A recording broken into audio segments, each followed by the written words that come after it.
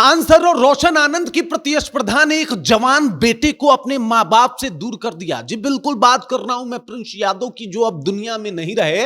और जब ये खबर मिली होगी रोशन आनंद सर को, तो जरा विचार कीजिए उनके ऊपर क्या कुछ बीता होगा। जिस दौरान मतलब रोशन आनंद को ये खबर मिली, जिस दौरान रोशन आनंद को ये सब कुछ पता चला, उस दौरान वो जेल में थे, जेल में बंद थे, बेऊर जेल में थे। और इसके पीछे का वजह क्या? एक मामला जिसकी वजह से एक भाई सलाखों के पीछे है, दूसरा भाई फरारी काट रहा है, नेपाल गया हुआ है गिरफ्तारी से बचने के लिए। और इसी दरमियान दूसरे भाई की मौत हो जाती है संदिग्ध अवस्था में। तो सवाल तो उठेंगे ही कि आखिरकार कौन है इसके पीछे का जिम्मेदार? क्या ये सिस्टम जिसने एक तरफ तो गिरफ्तारी की, दूसरे तरफ पहले ही अग्रिम जो है वो जमानत दे दी, या फिर वो लोग जो जबरन एक मुकदमा बना के कई लोगों का नाम दे दिए और उस जो है वो कहीं ना कहीं मुकदमे से, उस कहीं ना कहीं एफआईआर से, जेल से बचने के लिए कोई व्यक्ति नेपाल चला गया। क्योंकि अगर प्रिंस यादव यहां होते, भारत में होते, बिहार में होते, तो शायद आज इस अवस्था में वो नहीं पहुंचते। पूरी कहानी आपको बताऊंगा, ढूंढेंगे कि इसके पीछे का कारण क्या है। ये नकारा सिस्टम, ये लेट लतीफ चलने वाला न्याय प्रक्रिया, या फिर वो लोग जो लोग इस सिस्टम को ढाल की तरह यूज किया करते हैं। पूरी कहानी क्या है, चलिए विस्तार पूर्वक जानते हैं, समझते हैं। लेकिन उससे पहले मेरा परिचय जान लीजिए। मेरा नाम है रजत और आप जनता जंक्शन देख रहे हैं। देख लीजिए होता क्या है। होता यह है कि 2 जून रात के 10:10 पे जो है वो खान सर के कोचिंग के सामने फायरिंग होती है। खान सर के गार्ड के साथ मारपीट किया जाता है और उसके बाद खान सर आते हैं और कहते हैं यहां पे गोलियां चली है। वो सीधे तौर पे आरोप लगाते हैं किसके ऊपर? रोशन आनंद, ज्ञान बिंदु के टीचर हैं रोशन आनंद के ऊपर, कि भाई साहब उन्होंने ही चलवाई है। और उसके बाद 3 जून को जो है वो रोशन आनंद की गिरफ्तारी हो जाती है। रोशन आनंद कहां चले जाते हैं? जेल में। इधर खान सर जो है वो अपने बातों से पलट जाते हैं, कहते हैं ना भाई गोली नहीं चली है। पुलिस भी कह देती है गोली चलने के बावजूद भी कि ना ना कोई गोली नहीं चली है। वो तो वीडियो वायरल होता है, तो पुलिस भी झूठी साबित हो जाती है, खान सर भी झूठे साबित हो जाते हैं। क्योंकि खान सर ने कहा था उन लोगों की तरफ से गोलियां चली है, सच सामने आता है तो पता चलता है खान सर के दोनों गार्ड ने जो है वो गोलियां चलाई है। ये हैं दोनों गार्ड, और इन दोनों ने बयान भी दिया है कि इन्होंने खान सर के कहने पे ही गोलियां चलाई थी। उसके बाद देखिए वो बिहार पुलिस जिसने एकदम से कह दिया कि कोई गोली चलाने का सबूत नहीं मिला, अचानक से जब वीडियो वायरल होता है तो बिहार पुलिस भी कटघरे में खड़ी हो जाती है कि भाई साहब वो किसको बचाने की कोशिश कर रहे हैं। उन्होंने पहले ही प्रेस विज्ञप्ति निकाल दिया और कह दिया कि कोई भी जो है वो गोली नहीं चली है। इसके पीछे का कारण क्या है? उन्होंने ठीक से जांच नहीं किया था, क्योंकि अगर जांच किया होता तो उनको पता होता कि गोलियां चली है और खान सर के तरफ से चली है। लेकिन यह भी नहीं होता है। रोशन सर की गिरफ्तारी हो चुकी है, उसके बाद मामला सामने आता है, एक एफआईआर किया जाता है खान सर के ऊपर। खान सर फरार हैं, खान सर पकड़े ही नहीं जाते हैं, इसी पटना में रह रहे हैं, मस्त आराम से जो है वो अपना क्लासेस चला रहे हैं, लेकिन वो गिरफ्तारी उनकी हो ही नहीं पाती है। उसके बाद क्या होता है? उनको कोर्ट से पहले ही बेल मिल जाता है, वो बाहर है। आगे सुनवाई तक जो है उनके गिरफ्तारी पे रोक लगा दिया जाता है।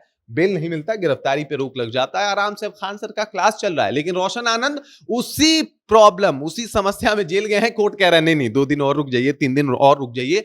जब भाई इस दुनिया को छोड़ के चला गया तब कोर्ट ने उनको बेल दिया है। जरा विचार कीजिए साहब किस तरीके से सिस्टम ये काम कर रहा है। इसी वजह से मेरा पहला सवाल यही था कि ये जो सिस्टम है उसके चक्कर में जो है वो प्रिंस यादव इस दुनिया को छोड़ के गया है, या फिर वो लोग जिन्होंने एक केस बनाया, एक मुकदमा बनाया कि भाई साहब गोलियां चली है, पूरा माहौल। जी बिल्कुल खान सर की बात कर रहा हूं, जिसमें रोशन आनंद का नाम दिया गया, इनके भाई जो है वो प्रिंस यादव का नाम दिया गया, और 2-3 इनके जो कजन हैं उनका नाम दिया गया, इनके जो कुछ विद्यार्थी हैं उनका नाम दिया गया। सबके ऊपर एक ही आरोप लगा दिया गया कि भाई साहब ये लोग ने गोलियां चलाई है, मारपीट की है। मतलब आमसेक का मामला है, 307 का मामला है, कई सारे मामले जो है वो लगा दिए गए। और अब ऐसे में उन लोगों ने देखा कि आप अगर सम्मान करते हैं पुलिस वालों का तो क्या होता है? रोशन आनंद सर वाला हाल होता है। रोशन आनंद सर ने कहा कि चलिए भाई साहब हम पुलिस की बातों का सम्मान करते हैं, हम अपनी गिरफ्तारी देते हैं। तो उनको बेल लेते लेते साहब ये हालात पे आ जाना पड़ता है कि अब उनका भाई इस दुनिया में नहीं रहा। हालात देखिए आप कि अब उनका भाई नहीं रहा, तब जाके उनको बेल मिला। उधर खान सर जो है वो आराम से कोर्ट के बाहर से ही अपना जो है वो जमानत याचिका और साथ ही साथ गिरफ्तारी पे रोक लगाने की जो मांग कर रहे थे वो पूरा हो जाता है। अब बताइए सिस्टम पे और न्याय पे लोगों का भरोसा कैसे टिक पाएगा? ये सवाल तो उठेगा ना, लोगों के जहन में आएगा ना।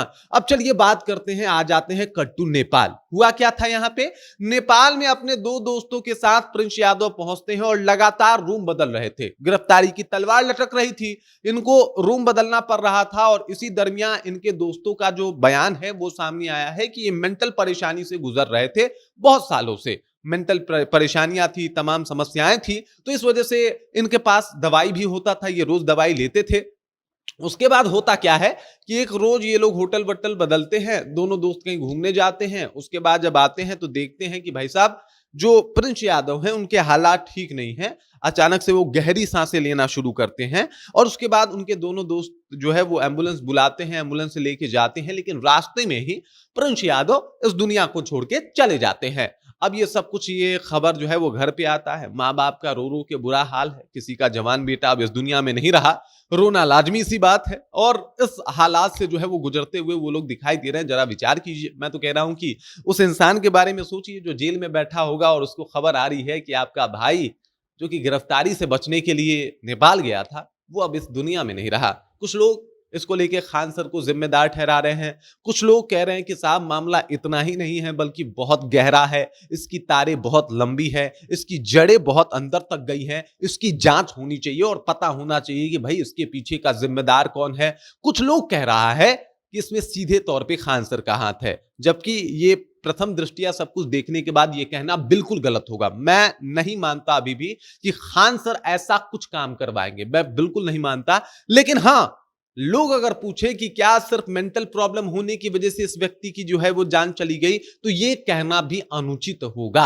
अब आप सोच रहे होंगे कि खान सर को मैं सीधे जो है वो कर रहा हूं कि नहीं इनका हाथ नहीं हो सकता, और ये भी कह रहा हूं कि सिर्फ ये नहीं है। मैं कह रहा हूं कि एक मेंटल प्रॉब्लम जानते हैं, मतलब लोगों को उनके मेंटल प्रॉब्लम दिखाई दे रहे हैं, लेकिन जो ये सामाजिक दबाव था वो दिखाई नहीं दे रहा, जो न्याय में देरी थी वो दिखाई नहीं दे रहा। नहीं दिखाई दे रहा है कि साहब उनके साथ हालात कैसे थे, नहीं दिखाई दे रहा कि अगर कोई फर्जी केस में किसी का नाम फंसवा दे तो उसके ऊपर क्या बीतती है, इसके ऊपर कोई विचार नहीं कर पा रहा। और इसी वजह से मैं कह रहा हूं कि साहब सिर्फ मेंटल एक प्रॉब्लम जो है वो बहाना था। अब जरा विचार कीजिए, प्रिंस यादव अगर पटना में होते, सब कुछ सामान्य चल रहा होता, उनके साथ कोई समस्या होती, उनके साथ देने के लिए उनका परिवार वहीं पे होता, उनको आगे पहुंचाने के लिए उनका परिवार होता, हॉस्पिटल ले जाने के लिए उनका परिवार होता, परिवार उनके बीमारी को जान रहा था, इस वजह से शायद उनको जल्दी इलाज भी मुहैया करवा देता। तो आपको नहीं लगता कि उनके साथ जो देरी हुई है ये सिस्टम की देरी है? मतलब नेपाल में वो क्यों गए?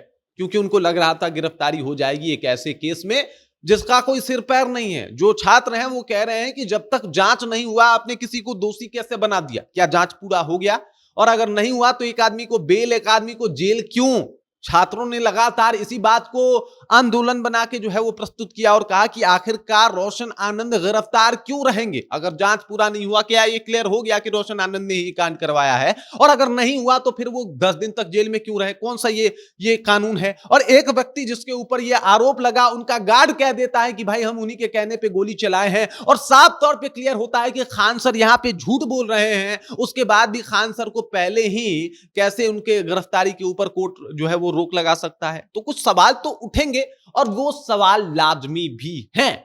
और इसी वजह से मैंने बोला कि देखिए मामला तो अभी जांच के अधीन है, जांच जहां तक ली जाए चीजें सामने आएंगी, लेकिन सवाल तो उठेगा कि रोशन आनंद सिर्फ और सिर्फ बीमार होने की वजह से इस दुनिया में नहीं है या फिर कुछ और मामला है। घर वाले कह रहे हैं चोट भी लगी है, जांच में सब कुछ पता चल जाएगा और अभी कुछ भी बताना जल्दीबाजी होगी। लेकिन मेरा इतना तो मानना जरूर है कि सिर्फ मेंटल ट्रॉमा नहीं है बल्कि मेंटल प्रेशर भी है, इस समाज का प्रेशर है और इस कानून की थोड़ी बहुत नाकामी भी है, जिसके वजह से प्रिंस यादव आज इस दुनिया में नहीं रहे। बाकी इस खबर, इस जानकारी को लेकर आप क्या सोचते हैं?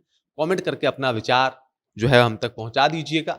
बाकी आप अपना ख्याल रखिए, हमेशा खुश रहिए, मुस्कुराते रहिए और जीवन में जो है वो कुछ बेहतर कीजिए। और सबसे बड़ी बात यह है कि अपने बिहार को आगे लेके बढ़िए और हमेशा बिहार के लिए काम कीजिए, बिहार को अपने दिल में रख के काम कीजिए। ख्याल रखिए। नमस्कार।